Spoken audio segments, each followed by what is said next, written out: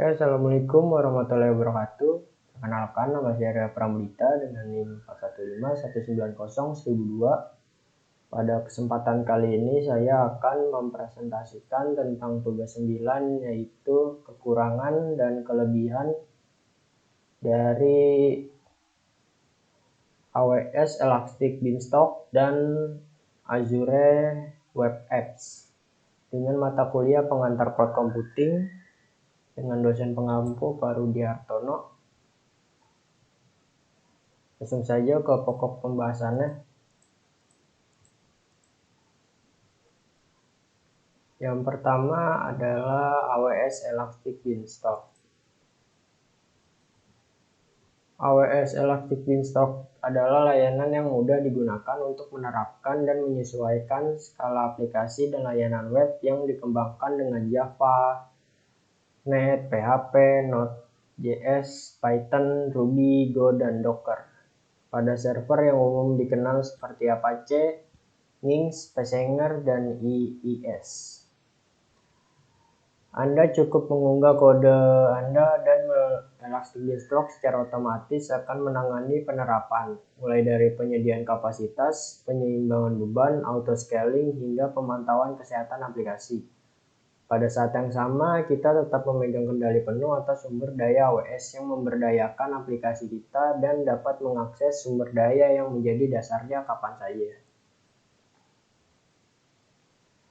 Untuk keuntungan dari penggunaan aplikasi layanan AWS Elastic Beanstalk adalah yang pertama ada langkah awalnya cepat dan mudah.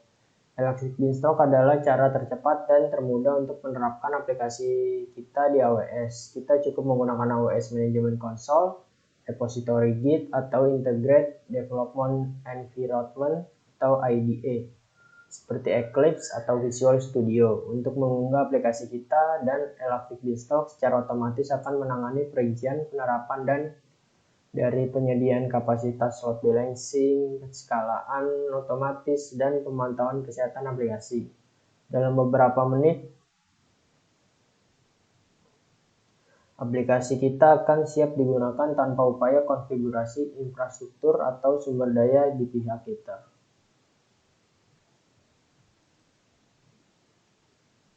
Untuk yang selanjutnya, yang kedua, tidak akan berlebihan. Maksudnya adalah Elastic Beanstalk secara otomatis menaikkan dan menurunkan skala aplikasi kita berdasarkan kebutuhan spesifik.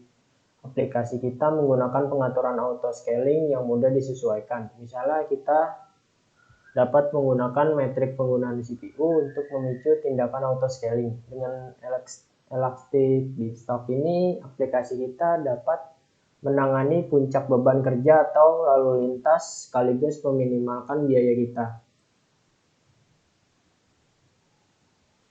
Yang ketiga itu ada fleksibilitas harga. Untuk harga sendiri, Elastic Beanstalk itu tidak ada biaya tambahan untuk Elastic Beanstalk. Kita hanya membayar sumber daya AWS yang diperlukan untuk menyimpan dan menjalankan aplikasi kita. Untuk yang keempat itu produktivitas developer.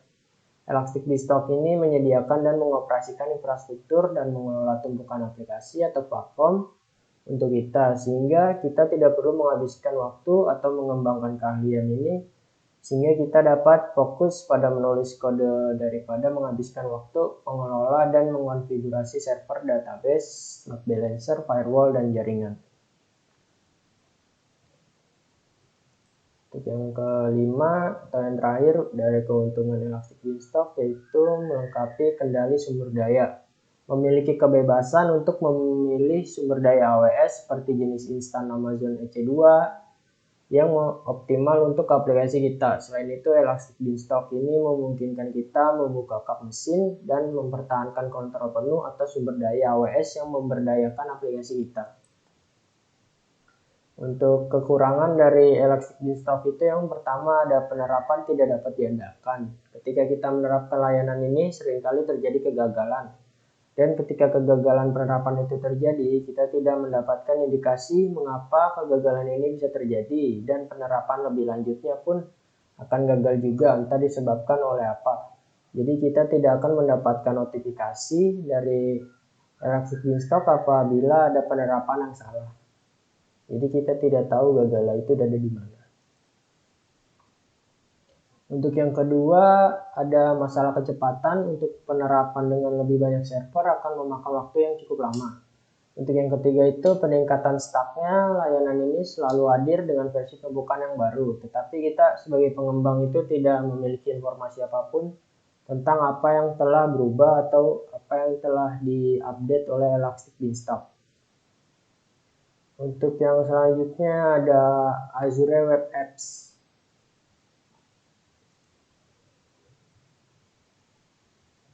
Azure Web Apps adalah platform berbasis komputasi awan untuk situs web hosting dibuat dan dioperasikan oleh Microsoft. Azure Web Apps adalah platform sebagai layanan PaaS yang memungkinkan penerbitan aplikasi web yang berjalan pada beberapa kerangka kerja dan ditulis dalam bahasa pemrograman yang berbeda, mulai dari .NET, Node.js, PHP, Python, dan Java, termasuk milik Microsoft dan yang pihak ketiga. Situs web Microsoft Azure tersedia dalam versi pratinjau pertamanya pada Juni 2012 dan versi resmi atau ketersediaan umumnya diumumkan pada Juni 2013. Untuk keuntungannya, yang pertama itu ada fleksibel. Tentunya fleksibilitas yang diberikan oleh Microsoft Azure itu kita bisa fokus pada pengembangan aplikasi tanpa perlu memikirkan perangkat keras dan banyaknya beban yang diterima server ketika ada banyak user yang mengakses web kita. Untuk yang kedua itu hemat. Selain itu, faktor biaya pun relatif lebih murah. Kita tidak perlu mengeluarkan biaya di awal untuk menyewa sebuah server hosting. Kita hanya perlu membayar sesuai dengan sumber daya yang digunakan untuk menjalankan aplikasi sesuai banyaknya user. Dan yang ketiga itu ada produktif. Azure App Service membuat proses pengembangan jadi lebih produktif. Azure App Service mendukung berbagai bahasa mulai dari .NET Core, Java, Ruby, Node.js, PHP, dan Python. Kita juga bisa dengan mudah untuk membuat API yang bisa dikonsumsi oleh aplikasi mobile. Selain itu, App Service juga bisa diintegrasikan dengan berbagai Git repository dan IDE seperti Visual Studio untuk mendukung proses development seperti Lightstep, debugging, hingga CI atau CD. Untuk kekurangannya sendiri dari Azure Web Apps itu yang pertama membutuhkan manajemen. Azure membutuhkan manajemen khusus dengan alat seperti penambalan dan pemantulan server. Ini berbeda dari platform SaaS karena mereka bergantung pada pengguna akhir untuk mengonsumsi informasi. Kita juga akan membutuhkan sumber daya manusia untuk secara fisik memonitor pusat data berbasis cloud dan memastikan bahwa semua hal berjalan lancar. Untuk yang kedua ada kecepatan. Dalam kasus Microsoft Azure, 54 wilayah melayani 140 negara berbeda di dunia. Jika kamu tinggal di negara yang jauh dari wilayah pusat data, maka kita akan melihat kelambatan dalam kecepatan yang dapat mengganggu beberapa perusahaan karena jauhnya database data center dari Microsoft Azure itu sendiri. Untuk yang ketiga itu membutuhkan keahlian platform. Tidak seperti server lokal, Microsoft Azure membutuhkan keahlian untuk mengoperasikannya sehingga semua bagian yang diperlukan fungsional. Penyediaan layanan cloud yang berlebihan adalah salah satu kesalahan umum yang dilakukan oleh administrator bisnis. Kesalahan sederhana bahkan tidak mudah diidentifikasi di cloud sehingga menelan biaya ribuan dolar per tahun untuk bisnis.